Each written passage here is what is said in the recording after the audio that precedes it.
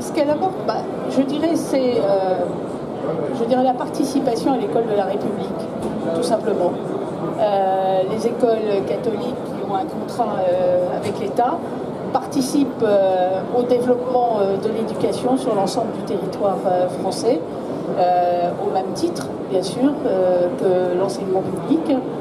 Et elles jouent un rôle, alors plus ou moins important selon les régions d'implantation, bien évidemment, mais elles jouent un rôle important, y compris dans les quartiers difficiles, y compris dans les zones rurales.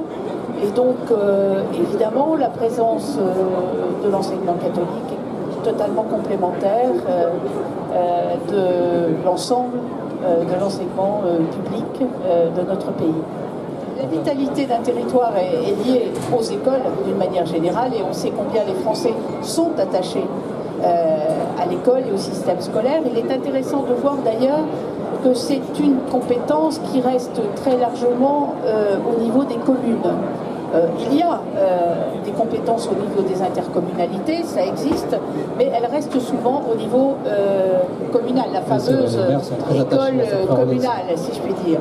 Mais parfois, les territoires nécessitent aussi qu'il y ait des regroupements intercommunaux, en particulier en zone rurale, et c'est parfois l'intérêt de l'enseignement catholique comme de l'enseignement public d'ailleurs, de transférer dans l'intercommunalité pour sauver la présence des écoles sur le territoire. C'est à partir du moment où les citoyens ont un choix, alors il y a des choix, on le sait, qui reposent sur des raisons différentes. Il y a des raisons, je dirais, d'appartenance à une religion, mais il y a aussi la recherche parfois de pédagogie qui sont différentes, qui sont renommées dans un secteur, et donc ça participe bien sûr du choix de nos concitoyens.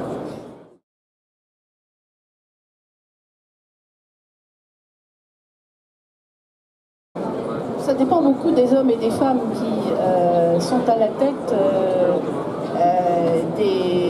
des institutions, des écoles, etc. Vous savez, moi quand j'étais enseignante, vous l'avez rappelé, au lycée Sainte-Marie de Blois, j'enseignais en classe terminale. Dans la région, il y avait un grand lycée public qui faisait les prépas d'enseignement supérieur, c'était le lycée Descartes de Tours. Eh bien, le lycée Descartes de Tours n'attendait pas au-delà du mois de février pour appeler et pour dire alors, en terminale, qu'est-ce que vous avez comme élèves que vous pouvez nous envoyer.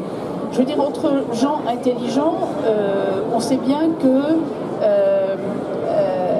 les vieilles histoires, je dirais, de lutte fratricide entre les écoles publiques et les écoles privées catholiques sont complètement dépassées.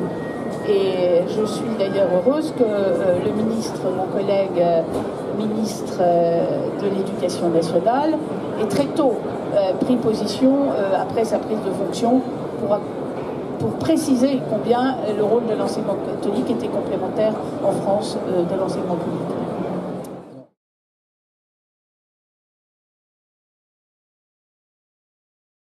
Et en dehors de toute conviction politique ou religieuse, on sait combien les mères sont attachées à leur école. Que quand un enfant, je vais le prendre comme ça, quand un enfant fréquente une autre école, que ce soit une école publique ou une école privée, c'est toujours un déchirement pour lui de payer ailleurs que pour son école. Ça, c'est un truc que je connais par cœur.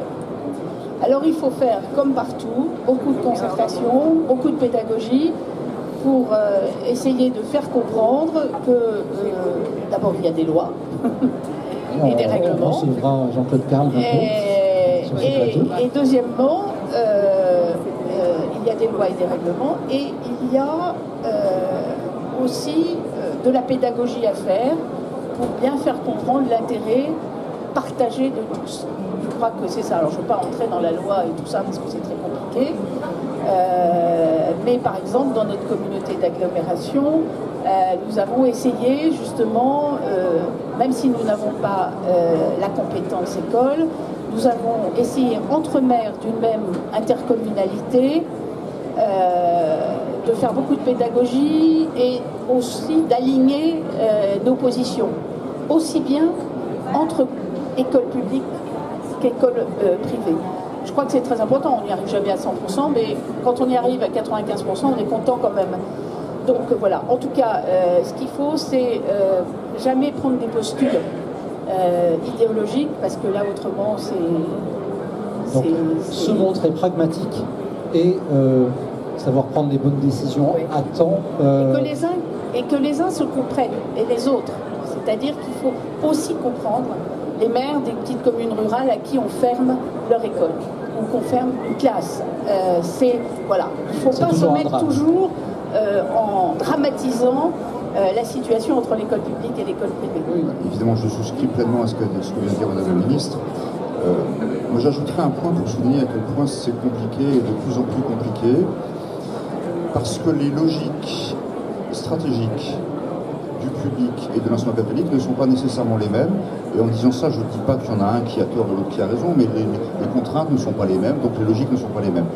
Pas dans toutes les régions, mais dans un certain nombre de territoires, je constate de plus en plus que les rectorats ferment des écoles ou des collèges publics, ou cherchent à les fermer, dès lors qu'ils considèrent qu'ils se trouvent en dessous d'une certaine masse critique en termes de nombre d'élèves, en fonction d'impératifs de rationalité budgétaire que j'entends.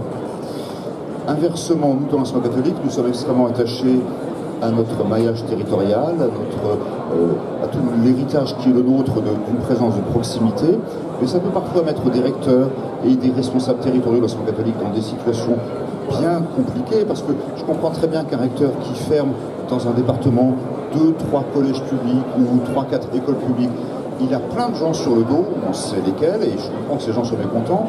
Et du coup, il aimerait bien pouvoir aussi dire qu'il a fermé dans des proportions équivalentes dans l'enseignement catholique. Nous, on n'est pas forcément d'accord. Il y a vraiment une question, mais qui dépasse, je suis d'accord avec vous, Madame la Ministre, les clivages en école publique, école catholique. Il y a une question de fond très compliquée à laquelle je n'ai pas de réponse, qui est la question de l'aménagement scolaire du territoire et du rôle des établissements scolaires, notamment des écoles en milieu rural ou semi-rural. On sait très bien que dans une commune, si le jour où l'école ferme, la commune elle est morte, enfin j'exagère, mais il y a une question d'aménagement scolaire du territoire qui est extrêmement complexe et qui nécessite que tout le monde soit autour de la même table. C'est ça que je veux dire.